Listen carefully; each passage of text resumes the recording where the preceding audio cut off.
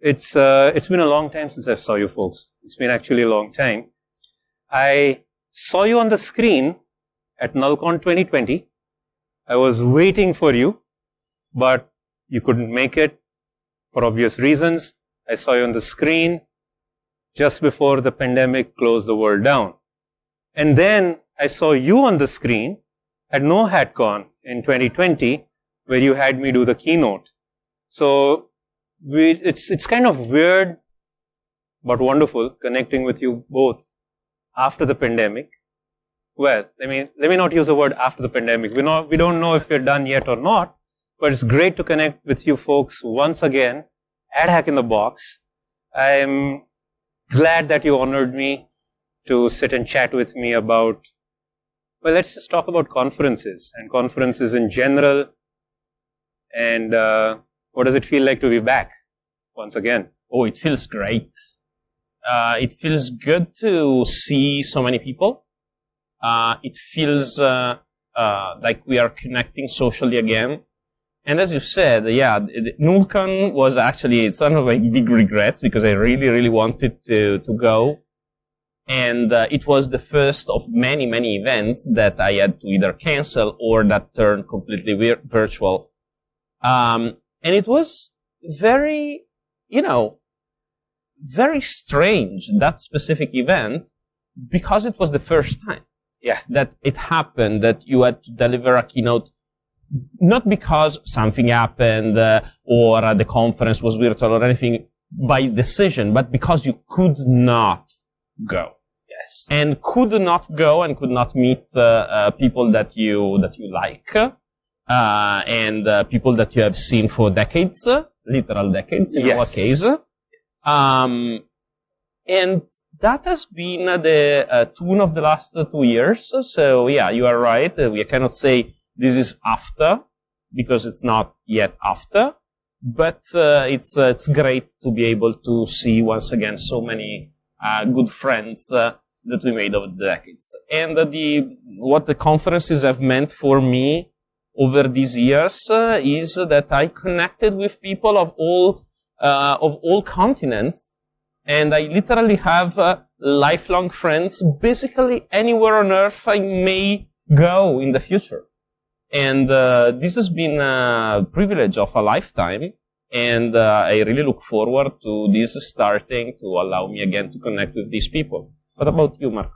Yeah, for me, good thing of being in the security community is to be part of this community in the sense, as you, Stefano, were saying, it's not just a job, right? I mean, it's more like a passion that drives you forward, and it allows you to establish connection with people all around the globe. So, like you guys, and it's good to come to a conference like this, not only for the content itself, but there's a chance to meet with people that you have not seen for almost 2 years. And for myself, the last conference I had was last year in January. I was in Florida, end of January.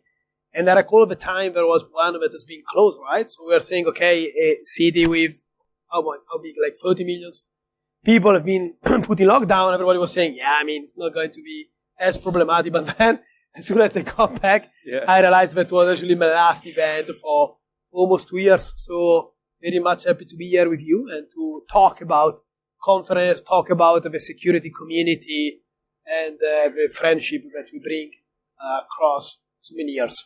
Yeah. When was your first, I see you have a Hack in the Box 2012 t-shirt on. Oh yeah, that's my chance actually, but yeah, you're right. When was your first conference that you jumped into? Yeah, when it comes to Hack in the Box, I guess was probably 2011 or 2010. Okay. So at the time, the conference was still run in QL, in Kuala Lumpur. Yes. QL. And I still remember, what I really remember is the Petronas Tower. So we often had our social event on the last floor of Petronas Towers. And once I was there, having fun with colleagues. And it turned out that I had my flight get back to Europe something like at 3 p.m. in the night. So some people came to me and said, hey dude, it's like midnight. Remember that in 3 hours you have your flight. And don't worry, let me get the last drink, right? So, and then after the last drink, there is one more last drink. Yeah. Yes. And it turned out that I just arrived to the airport last minute. and I board immediately, like, completely on the plane after, like, the social event. So that was my first time at Hacking the Box. And I thought, okay, this is probably the event I have to try to present as a speaker, like, every year, right? I mean, so it was on my check mark. So I said, okay, done. So that was my first time at Hacking the Box. Yeah. What about you, Stefano? Yeah, that sounds familiar.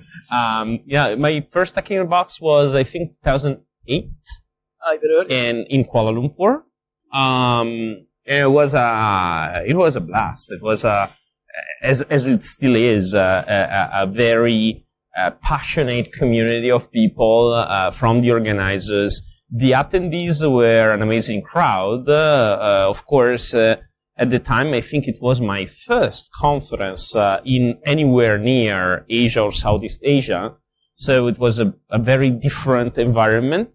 But you found the same spirit, the same type of like-minded people. So language barrier, but a lot of things in common that allowed you to walk all over it. So it was a great event, and it has been a great privilege to go back to every Hack in the Box conference that I have attended since. In fact, I miss Kuala Lumpur a lot. I do. I mentioned to Dylan that I would really love to see go back to Kuala Lumpur sometime. But there was actually a part of my annual life, so as to say, a certain time of the year where you expect you're going to go to Malaysia, you're going to rock off the aircraft, jet lagged, sit in that high speed train which brings you to Central Station, then get the cab and you arrive at the Western or the Intercontinental where the event is. With my flight schedules, I would typically get in at 11 p.m. or 12 midnight. And then before going to the room, with the bags, the first thing I'll do is I'll go to the secretariat. And Dylan will be hanging out there, Daryl will be hanging out there, Amy's there. Like, welcome, the hugs. Welcome to the secretariat, let me get you a coffee, like settle right in. And then you spend an hour or so with them hanging out while it's like visiting a cousin, no? Yeah. Better than a cousin, Yeah. Cousins, I won't do that. These guys are my... No, these guys are my family. This is an extended it's an extended family. And they're always there. They're busy as heck, right? They're trying to put the show together. But they still have time for you. They still, make you feel welcome. You're never separated from the organizers. And then after you had a chat, you go sleep. The next day they're there. Everything is laid out, a welcome package, everything, agenda printed on the key, on the cards. Yeah, what really like was that even if Hacking the Box grew over the year, no? I mean, if you go nowadays to Amsterdam, like before the COVID time, there were like 3 tracks in parallel and thousands of people, but still there is like a contact with the organizers, right? And that to me is important. This is what makes a difference between one conference and the other, no? So even if you grow, you should try to keep the spirit of community and the contact, both with the organizer as well as with the other speakers, So it's good that they organize like social event, welcome dinner, but you get there alone. It's your first time Hacking the Box, but for you it's a chance to connect already, with the community, with the speakers and the organizers. So that's good, and not all the conferences that grow keep the same format. So that's good. Yeah, I think it was a privilege for many of us to attend these events when they were so small that you could really form bonds. I just hope that as a community we can still welcome the new people that are coming in order to allow them to form those bonds. Because right now these events are larger, and you were very right in saying that Hacking the Box in some way has managed more than any other conference to preserve a lot of the spirit of the early days, along with a serious and impressive growth, because I look around here walking in Abu Dhabi, and I am just impressed by what these guys have built this time, just like every previous time. And even if we are still very much subject to COVID restrictions and difficulties, the event around here is absolutely great, and it looks not one bit different than it did 2 years ago last time we were basically here, not physically in the same place, but in the same city for the same event. The second or the third hack in the box, right, that happened in Dubai coincided with that infamous ash cloud from Iceland. And I remember I was caught up in Barcelona. I could not make my way to Dubai. I had to wait for a couple of days to get to the flight. But when we got here, right, there's probably 8 people who showed up. And I was thinking like, okay, hack in the box it's over, right? What are we going to do? Well, guess what? There was an event. The tracks were completed. Those who could not attend physically were brought in virtually. I think that was like the first accidental hybrid conference that I remember, and it worked out very well. Like we put a big screen and we put people on the seats. The Grug was there with me, and the show went on, including the after conference party. Like I know the organizers spared no effort to make sure even if there's 8 people, they all must have a very good time. It was that spirit that kept that you can see all out over here.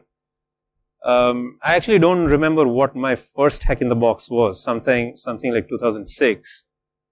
But I do remember what your first conference was. That was at IT Underground in Prague. That was not my first conference, but was by far the first time we met. The first time we met. That's right. Yes. And in fact, this time it's going to be it is a nice reunion because Ophir Arkin is here as well, who was with us in 2004 at IT Underground. But do you have like any super memorable highlights of anything in the past 10 years? 10 years, not counting from the present year. Let's subtract the past 2 years. So let's count from 2019 to 2009. Any spectacular highlights from conferences that you want to share? And oh wow, where to start? I'll break the rule and start from 2008, from the first hack in the box, because since you mentioned the Grug, that may or may not be watching us or watching the recording, we will direct into the recording afterwards. Yep. I was, so in 2008, as I said, it was my first conference in Southeast Asia, so getting used at Kuala Lumpur International Airport is enormous. It was confusing. I got on the train, and on the train, there was one other person who was evidently a Westerner. Right.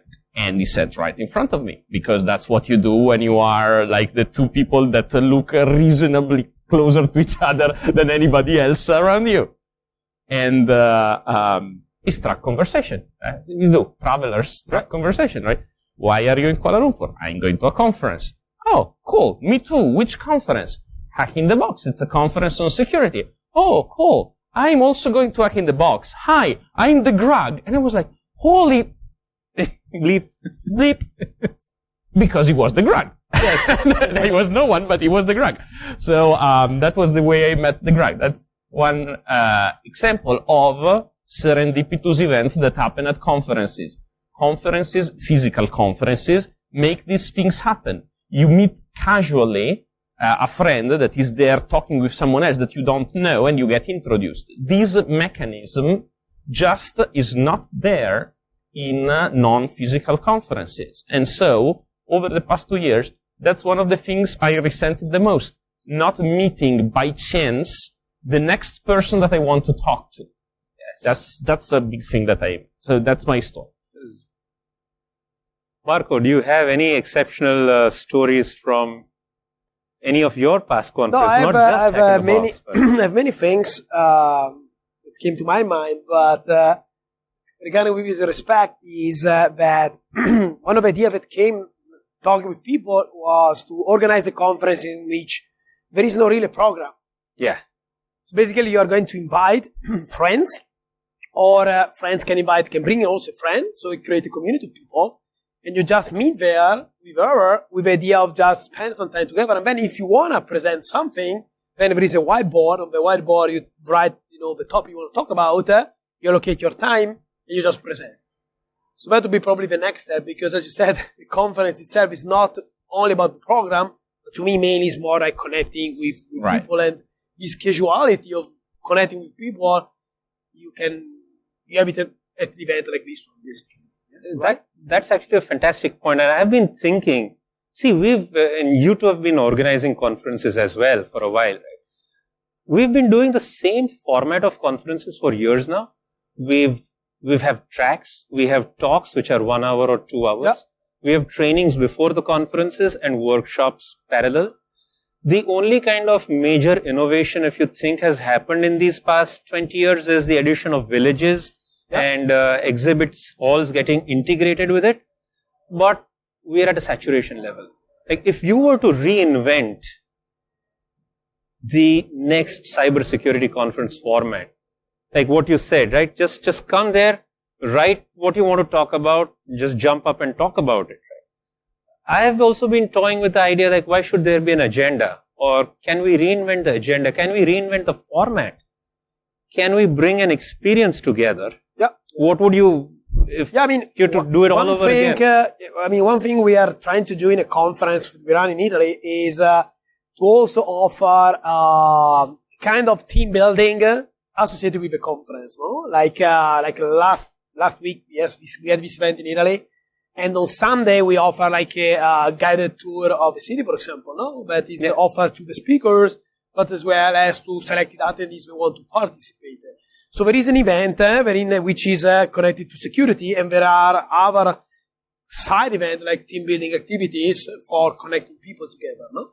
But what I also saw is at Hardware I/O, which is a conference partner to Xbox, they start this year with, I don't recall the name, but is a kind of system in which you sit in a table. Last year was virtual, but this year we did in person. So you sit on the table with a bunch of other people you don't know each other. The table is like a circular table. There are 8 people, and you have like 1 or 2 minutes to introduce each other. So you have a chance to meet with these other guys, and then you switch table, and you also meet with other guys. So it's a pure networking. Speed dating, but for nerds. Wow, something like this. Exactly. So you can also actually, on the line version, there is actually this kind of speed dating piece where you add your interest. So it is. Yeah.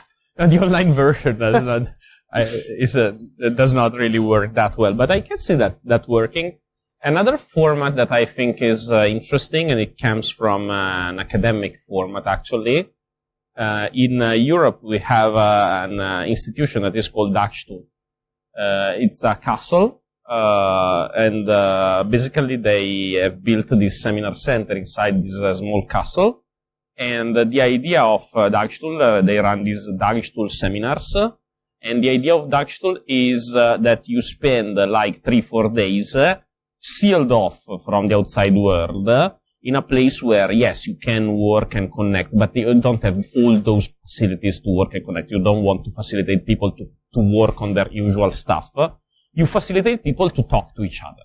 And so you have communal meals, you have moments for socializing, but also all of the event, which is handled by the scientists themselves, but it's usually structured around either short presentations in progress work, discussions on some open topics that are guided, so that you can generate like consensus or build some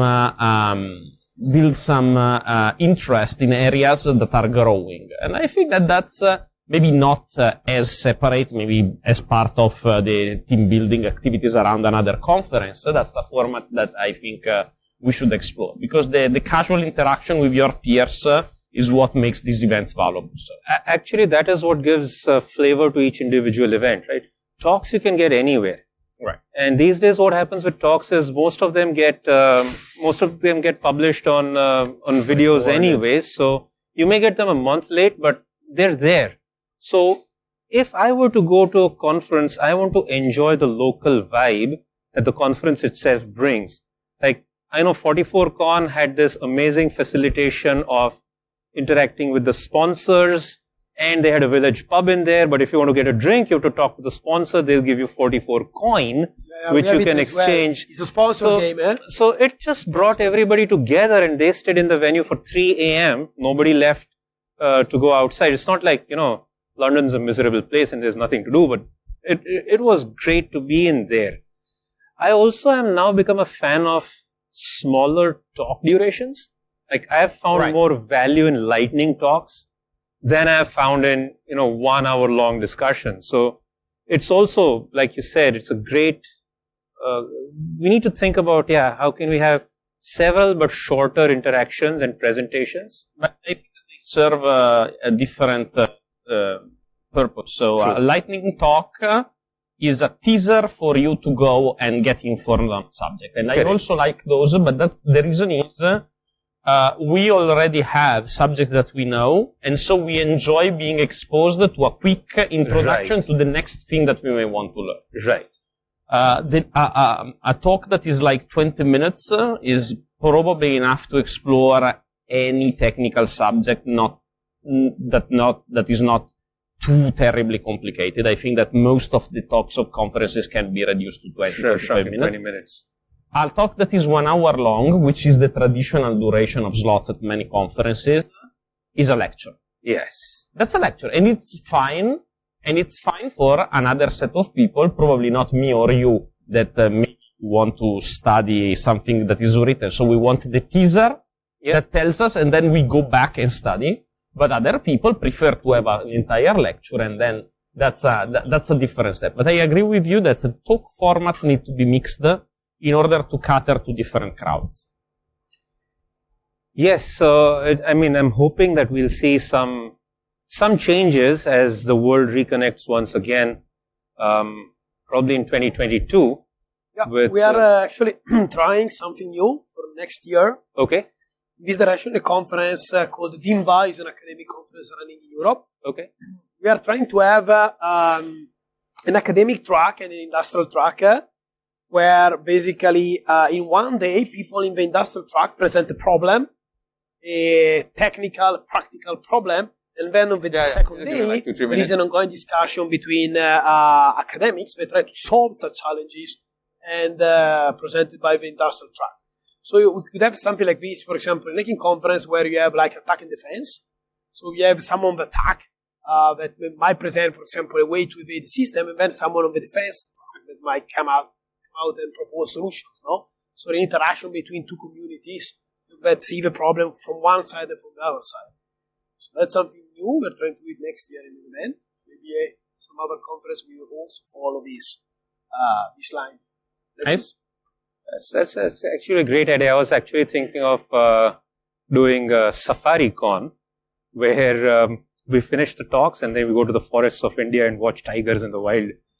Why not? Important is just to have fun, right? I mean, SensePost did it in South Africa. They had IT Web, and then we all went to a game drive. It was, I think, one of the best experiences we have ever had. I think I went to just one conference in South Africa. It was an academic conference, and they also had something like that. So that was actually a great experience. It's awesome. Well, folks, actually a few things I wanted to ask. Yes, can I help you?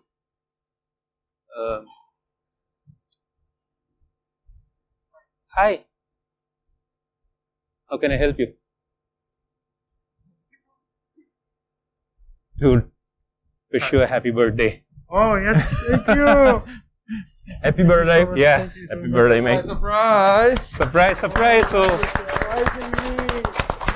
happy birthday, brother. There you go. I'll put it on the table. So, for those of you who are at home and wondering what the hell is going on, Yusuf. One moment. Here. I'm mic'd up, I believe. Yeah. Okay. Yusuf is celebrating his 22nd birthday today at Hack in the Box, no less. So, we're super proud to have him here. Yusuf has been part of Hack in the Box since 2019. He was part of the Cyber Battle. He's an amazing guy. So, yeah, happy birthday, bro. He's only 22, by the way. 22, man. 22-year-old. 22. Well, I'm 42, so imagine what he's going to do in the next 20 years, yeah? Awesome, man. Happy birthday, brother. Happy birthday, happy birthday, happy birthday. Woo-hoo! So that you can stay for the interview if you like. You can stay for an interview if you like. If someone wants to have you sit on the couch, it's fine also. If not, we'll take your cake outside and you can have something. Well, come on, and we can't just let you go. It's your birthday. Yes, exactly. He so needs to eat hop some cake. on, squeeze in next to Marco and join us join us for the remainder of the session. It's only a few more minutes, yeah. And We can cut a cake here, I suppose. We got there's a knife in there. Ah, there we go. Oh, wait. Yes. It's quite sharp. It's quite sharp. So hold it carefully. And cut Don't hurt only the yourself. cake. Hey. 22-year-old hacker.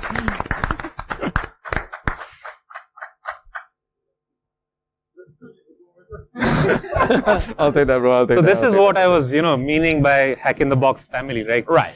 Who gets to celebrate a birthday right here? So have a seat. Stefano, you and I can squeeze together. We'll divide it off screen and we'll bring it back. Yusuf, come on in. Yep. I'm going to sit here next to Marco. And so we make our AV guys completely crazy, but that's... Yep, but that's that makes their changing all of their focus and whatever. Yeah, it's a nice challenge, a happy problem. Of course. Sure. So we're just wrapping up a conversation with my wonderful Italian friends. Yusuf, thank you for joining us at the studio. How many folks are We had you earlier here with His Excellency Dr. Mohammed Al-Kuwaiti, and you were talking about your experiences with CTF. But I wanted to just ask you one thing, like exactly. what would your big takeaway be from any of the Hack in the Boxes that you've participated in? Most memorable or most highlight, other than this birthday, of course. I was just going to say it's the birthday.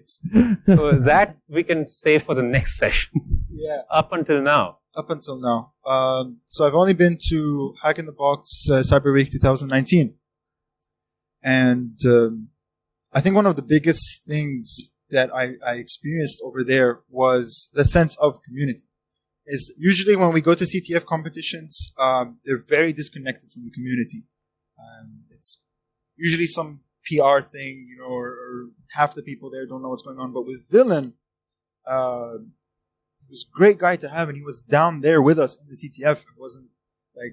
It was hard to understand that the CEO or a founder of a company was down with us in the CTF, shaking our hands and telling us, "Good job, guys," talking to us about the challenges and talking to us about the tech and everything. And not just that, but the staff, all the staff at Hack in the Box in 2019. It was such a refreshing experience than any other CTF we've had. The effort that went in, so many different people to talk to, so many different things to learn, so many different things to see.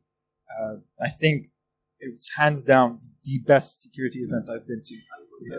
And that's what resonates with us. We were just sharing our memories from Hack in the Box when you're probably a little baby, I guess. 2004, 5, 6. Yeah, wow. Yeah, back then, right? And it's been exactly the same thing. The hospitality, the warmth, the feeling of family, the community spirit. And Stefano, Marco, and I were just missing that. This was one of those things that we took for granted annually in our lives. That we, rock up, we'll meet, we'll have a chat that we never expected to have before, connect with friends that we knew, make friends that we never knew existed. And in a way, I'm personally so glad we're back at Hack in the Box again with folks not so young and young. We are young, man. Of course, we're young. Yeah, in spirit, Marco. We are young in spirit. No, Yes. actually, back in the time, there was this, conference where... Oh, Thank you. I mean, back in the time, the conference and the event was running around the hackerspace. So there was this hacking arena, no? Where you'd have brought your computer with your CRT monitor.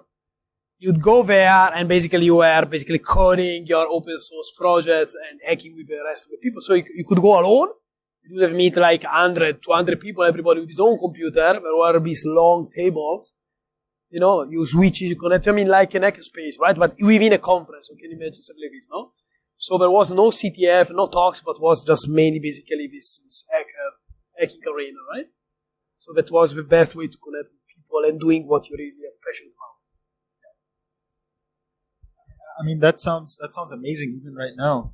I think there's no better way to learn and communicate with people than just monitor and PC. Yeah, especially because at the time, internet was not as prevalent as nowadays, right? So there are not many opportunities to connect with people, right? So that was this conference, or we call it hacker party, or whatever you want to call them, was basically a chance for you to connect with the community. See?